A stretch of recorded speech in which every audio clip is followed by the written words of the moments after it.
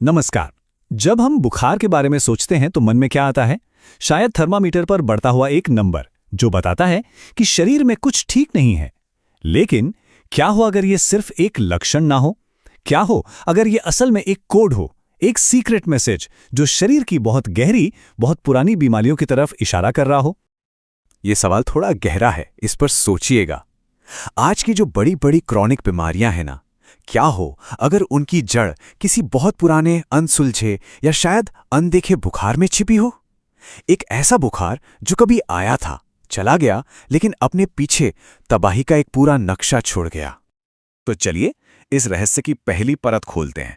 आयुर्वेद में कमाल का कॉन्सेप्ट है पूर्व रूप। इसका मतलब है वो शुरुआती संकेत जो थर्मामीटर पर बुखार दिखने से हफ्तों या महीनों पहले ही शरीर देने लगता है। ये शरीर की वो पहली फुसफुसाहटें हैं जिन्हें हम और आप अक्सर नजरअंदाज कर देते हैं। पता है, ज्वर की असली शुरुआत शरीर के गर्म होने से नहीं होती। इसकी शुरुआत तब होती है जब अंदर ही अंदर मेटाबॉलिज्म का पूरा सिस्टम गड़बड़ाने लगता है। और इसका सबसे बड़ा संकेत अरुचि यानी घृणा। अचानक से वो चीजें बुरी लगने लगती हैं जो हमेशा अच्छी लगती थी, जैसे तेल की मालिश, फूलों की महक, यहां तक कि अच्छा पौष्टिक खाना भी। ये शरीर का सिग्नल है कि सुनो, मैं इन चीजों को अब प्रोसेस नहीं कर पा रहा हूं। इसका एक सबसे सटीक उदाहरण है दूध से नफरत होना।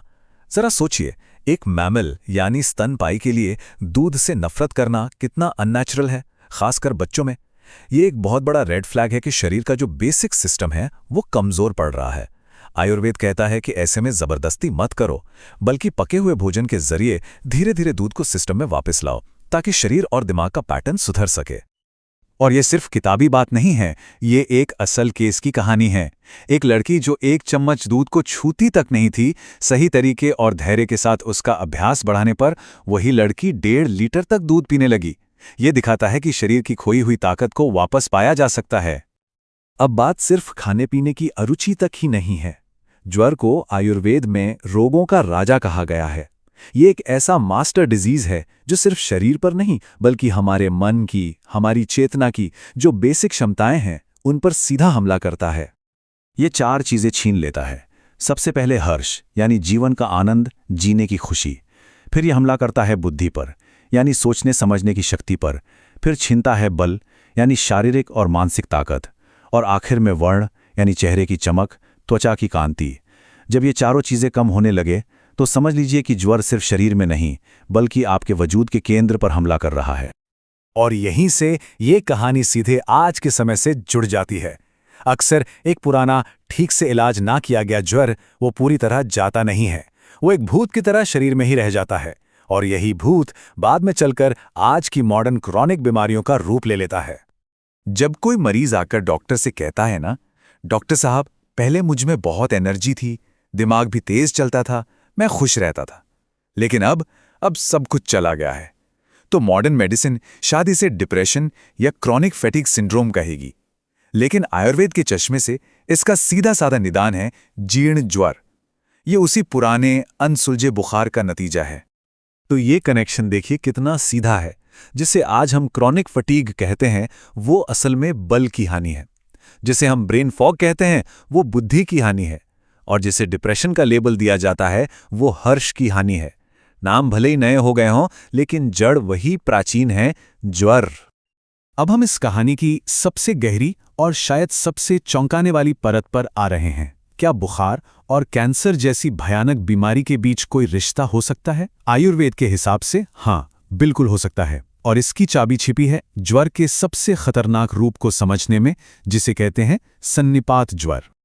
इन दोनों ही हालतों में, यानी बहुत ही गंभीर ज्वर और कैंसर में, एक लक्षण बिल्कुल कॉमन है, अनरोध, यानी भूख का पूरी तरह से मर जाना। ये सिर्फ खाने का मन नहीं है वाली बात नहीं है। ये इस बात का संकेत है कि शरीर का पूरा सिस्टम अब ढह रहा है, उसने सरेंडर कर दिया है। तो ये सन्निपात ज्वर आखिर है क्या चीज? ये शरीर की वो हालत है जहां तीनों दोष, वात, पित्त और कफ, जो शरीर को चलाते हैं, वो आपस में बुरी तरह से मिलकर पूरे सिस्टम में एक तरह का गृह युद्ध छेड़ देते हैं। इससे धातुपाक शुरू हो जाता है, मतलब शरीर के टिश्यूज बहुत तेजी से गलने लगते हैं। प्राचीन ग्रंथों में इसे एक जानलेवा स्थिति माना गया है। और यहीं पर सबसे हैरान करने वाली बात सामने आती है। आयुर्वेद के आचार्यों ने इन जानलेवा सन्निपात ज्वरों के इलाज के लिए जो सिद्धांत और दवाइयां बनाई थीं, वो आज कैंसर जैसी घातक बीमारियों के इलाज के लिए एक कैनवास, एक पूरा का पूरा फ्रेमवर्क देती हैं। सोचिए, एक घातक स्थिति से लड़ने के लिए एक और घातक स्थिति से लड़ने का एंशिएंट बैटल प्लान इस्तेमाल किया जा सकता है। और ये कोई हवा में कही गई बात नहीं है, इसका एक बहुत ही व्यवस्थित ढांचा है। जैसे ओरल कैंसर के जो लक्षण होते हैं वो जीवक सन्निपात से मिलते जुलते हैं। फेफड़ों के कैंसर के लक्षण सोहक सन्निपात जैसे हैं। और तो और जो गंभीर रूमेटॉइड आर्थराइटिस है उसके लक्षण भल्लू सन्निपात से मिलते हैं। ये हजारों साल पुराना क्लासिफिकेशन आज भी उतना ही सटीक है। तो हमने ज्वर के परिणामों को तो समझ लिया, लेकिन सवाल ये है कि ये आता कहाँ से है? आयुर्वेद कहता है कि ज्वर कोई अचानक होने वाली दुर्घटना नहीं है, इसे अर्जित किया जाता है। मतलब हम अपनी जीवन शैली की गलतियों से इसे कमाते हैं। इसके 3 मुख्य कारण बताए गए हैं। पहला, वेग संधारण, यानी शरीर के जो नेचुरल अर्जेस हैं जैसे छींक, मलमूत्र, उन्हें जबरदस्ती रोकना। दूसरा, अति व्यायाम, खासकर जब शरीर थका हुआ या तनाव में हो तब हद से ज्यादा कसरत करना। और तीसरा, अजीर्ण अध्यशन, ये सबसे आम है, यानी जब पिछला खाना पचा ही ना हो तब भी उसके ऊपर और खा लेना। ये तीनों आदतें शरीर के अंदर का बैलेंस बिगाड़कर ज्वर को न्योता देती हैं। अनुशासन की ताकत को समझने के लिए एक छोटी सी कहानी है। एक गांव का आदमी जो अपनी पूरी जिंदगी कभी बीमार नहीं पड़ा। उसका राज क्या था? वो हर दिन बिना एक भी दिन चूके सुबह 10 बजे और शाम को 5 बजे खाना खाता था। बस शरीर की रिदम का सम्मान करना ही उसकी सबसे बड़ी दवा थी। यही सिंपल सा सिद्धांत आज के 2 मील रूल का आधार है। जब हम 2 मील्स के बीच कम से कम 8 घंटे का गैप रखते हैं तो हम असल में शरीर को खुद को साफ करने का, हील करने का समय देते हैं। मॉडर्न साइंस इसे ऑटोफैगी कहती है, एक ऐसी प्रक्रिया जिसमें शरीर अपनी ही खराब और डैमेज्ड कोशिकाओं को खाने लगता है, जिसमें शुरुआती कैंसर सेल्स भी शामिल हैं। हजारों साल पुरानी बुद्धि आज विज्ञान द्वारा प्रमाणित हो रही है। तो इन सब बातों का निचोड़ क्या है?